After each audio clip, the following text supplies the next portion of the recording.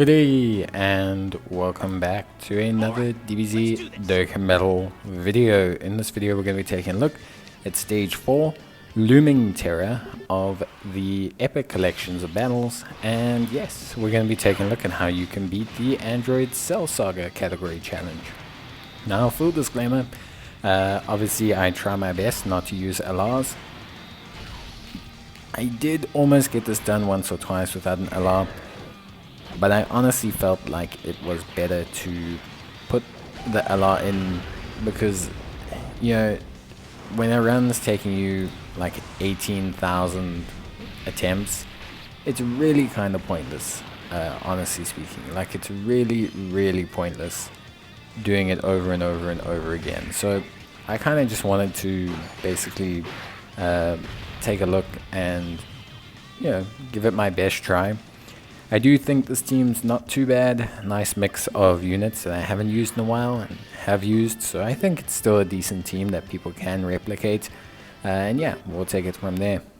So you saw us just smack through Mecha Frieza and King Cold.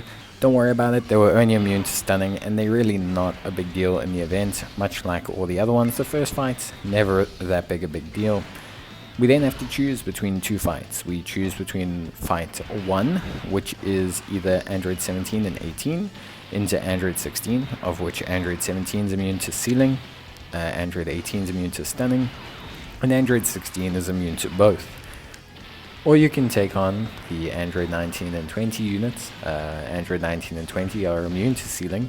They can seal your target or your unit's super attacks for 3 turns, and they will absorb and heal from any key blast based super attack.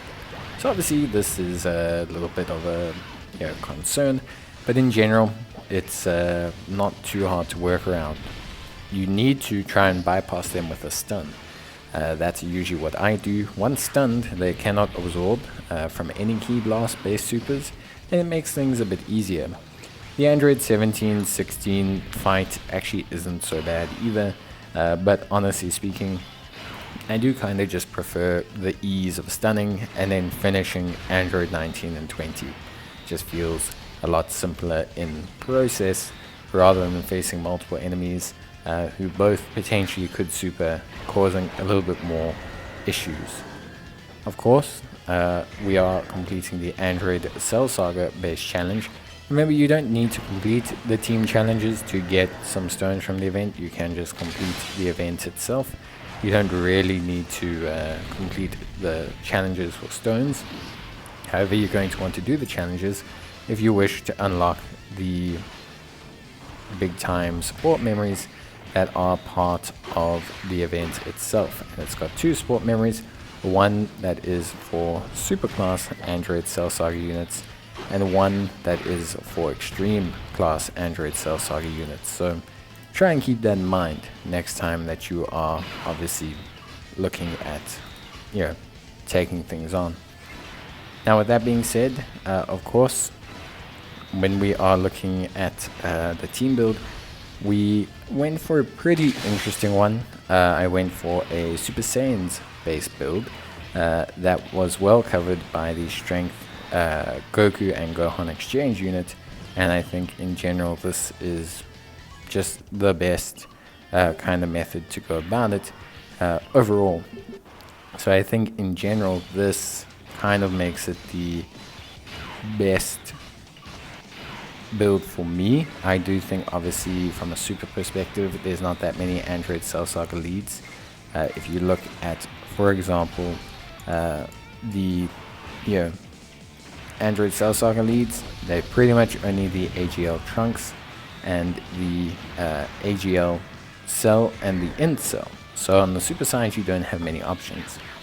Please also remember that you need to actually look at doing the Cell Saga based challenges, because the Super and Extreme class units matter quite a bit in these events.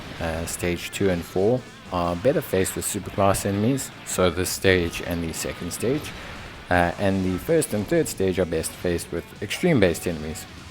So it actually does make a considerable difference having the correct units during the event. In this third fight, you face first form and second form Cell. First form Cell is immune to sealing and stunning and will heal himself, whereas second form Cell is immune to stunning and sealing and also has attack lowering and defense lowering. Nothing too wild overall, but obviously something you may want to consider factoring in when you are taking them on. Of course, when we look at, in general, the team build that I have, we don't struggle too much up until the final fight, so you should be able to get you relatively easy. I don't think there's any distinctive issues with how this team is built, but obviously it's just going to depend on how you factor yourself into this event. And yes, of course, before we finally go into the team build, there are multiple ways to kind of cut these kettle of fish, and you can complete all the missions in one go, technically speaking. However, I personally don't really, well, at least from my perspective, I don't really like to do that. I think it's more interesting to do slightly varied or greatly varied team builds for each challenge. Gives people a little bit more to roll with rather than trying to complete everything in one go, because yeah, I just think that does actually make it a little bit more convoluted and difficult. So yeah, now obviously in terms of Cell, or the final fight against Cell, so this is actually where the difficulty ramps up quite decently. I think Cell's, I'm not going to say red zone difficulty, but he's definitely tougher than fighting Legend Goku and fighting Legend Vegeta, and I think fighting Legend Goku GT. I think like he's definitely tougher than all of those units or those events. Cell's got a lot going on. He is a bit glass cannon-y though, just to kind of, mention it. He's not super tanky. You can clear him he hits hard and he can get hit pretty hard. He's probably my best summation of him. So there's 4 phases of Cell. You have obviously perfect form Cell, you then have him in Cell Junior, you then have him in his rage form, and then you have him in his like resurrected perfect form. So in his base perfect form, I guess, if that makes sense, he's immune to stunning, immune to sealing, immune to attack lowering. He can evade your attacks, and he also can recover HP.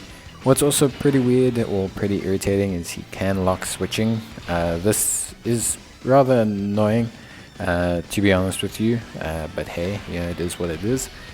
In the Cell Junior phase, he's kept pretty much everything the same. He can lock your character switching as well, and both him and this phase will heal. In the Enraged Cell form, he loses a lot of his interesting mechanics and just becomes a no stunning, no sealing, no attack lowering unit, but he hits pretty hard.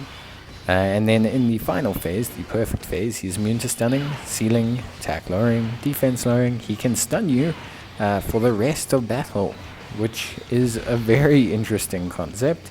And he will lock character switching, and he can recover HP. So stunning you for the rest of combat is pretty crazy. In fact, it's probably the strangest mechanic I've ever heard of, but it's super interesting that they've added this in. So, obviously, from our team build perspective, now that we're getting there, how did we build the team? Well, we built it with a double Goku Gohan exchange. A lot of people give this unit flack, but I love this unit. A Super Saiyans or Goku's family lead with an extra 30% for those who belong to Android Cell Saga. Absolutely perfect for our team. They raise attack and raise their defense 1 turn. They also have relatively high defense after firing a super, and have a high chance of evading an enemy's attack for the first 5 turns. And then, of course, they also build up their attack and defense 20% at a time, and after they've fired 3 super attacks, we can transform them into Gohan, who's pretty good. He can nullify key-based supers, gains guard, and will also gain a whole bevy of stats, attack and defense included, when he's hit a couple times, which makes him really quite good. Alongside all of that, we have the Fate-Changing Messenger Trunks Teen. Now this unit, honestly, I love this unit a lot. Unfortunately, Right now, the Trunks team's in a bit of tatters for the most part, but I really like this Trunks. He has attack and defense of 100%. He gains an additional attack and defense of 100% when performing a super attack. And he also has a great chance of launching up to 2 super attacks or 2 additional attacks. And you'll also guaranteed launch an additional attack after he's attacked 3 times in battle. So basically, if you get the first attack, he can then definitely launch a second super. It's a strange kind of mechanism, but yeah, technically he's got a very good chance of firing at least 2 supers a turn. He's really good. I enjoyed using him a lot. I think he did a great job. And yeah, it just was pretty good, honestly speaking. Alongside all of that, we of course have the Future Gohan, a unit that also did really quite well, tanked pretty well. Obviously, he requires a bit of time to build up. He does have favorable advantage for a lot of the fights as well against the 2 interphases. But yeah, in general, I thought he did a pretty good job as well. I think he did a really fantastic job. Alongside him, we ran for the most part the Strength Super Trunks, really solid unit after his Extreme Z Awakening, who has attack and defense of 100%, an additional Ki +4, additional attack and defense each turn, and additional defense for the first 10 turns, disabling enemy's guard, and he raises his attack and defense for 1 turn as well. We also had the AGL Gohan, an incredibly good unit that got instantly stunned, and so we couldn't really ever use him again. Very good, very, very good. So yeah, he got instantly stunned, obviously the LR Gohan, but hey, you know what, it just shows that really he was just there to tank. But he, obviously you guys should know about him, a very highly rated unit with his ability to raise attack and defense permanently, his guard capabilities, his transformation, and his high chance of critting when there's an android enemy will make him pretty viable. And of course, we also threw in Yardrak Goku. Why not? Yardrak Goku is really quite solid with his damage reduction in the 2nd or 3rd slot, making him pretty sizably useful for a lot of content. Honestly, 59% damage reduction is pretty good, and he can have decent defense as well as also countering. So he actually did a great job, and I was pretty impressed with him. I think probably the most, I think I was impressed with him, and I was definitely impressed with Super Trunks.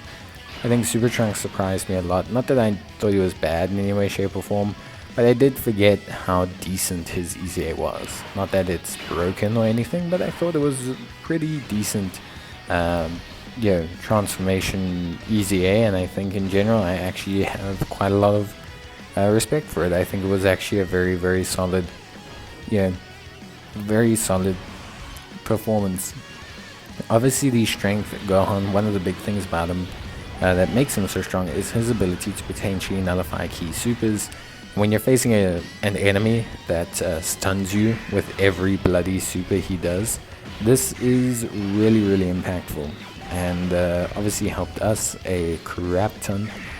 But yeah, in general, I think the team did a very, very good job. Personally speaking, I was pretty happy with this run.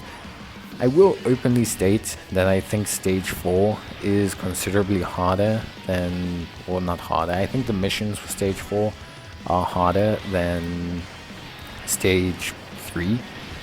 I just think maybe it's the teams, maybe it's my box as well, but in general I think the stages are actually a fair amount tougher to complete with the missions than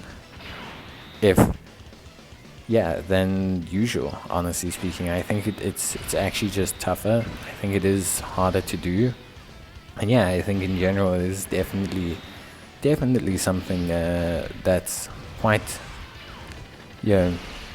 like challenging. I did find these missions challenging, and I think it was good to it was really good to kind of enjoy a bit of a challenge, and it made the Epic Collection fights really, really good overall, which honestly speaking I was more than happy with. So yeah, in general I think it was good, it's challenging, I think the team handles it well. The thing about Cell is you're going to have those runs where things don't work out for you because he has locking in place. And locking in place is a mechanic people really don't like in Dokkan, and I do understand why, but a lot of people don't like it. And the reason being is, it removes a lot of player agency. So by locking in place, you tend to have, lost your agency. You don't have as strong control over your lineup and how they work, and this tends to give you some headaches and just general dislike from the player base, I think, which is okay. Honestly, it's I guess more than fine at the end of the day, but yeah, in general I think people don't like it. It's just not something they enjoy, and I think it's definitely not something I can say people like, but everything went fine, and I think at the end of the day it was really quite good. So yeah, that's going to be it from me. Hope you guys enjoyed the video, and of course if you did, let me know. Otherwise I'll see you guys in the next video. Until then, take care, stay safe, and bye.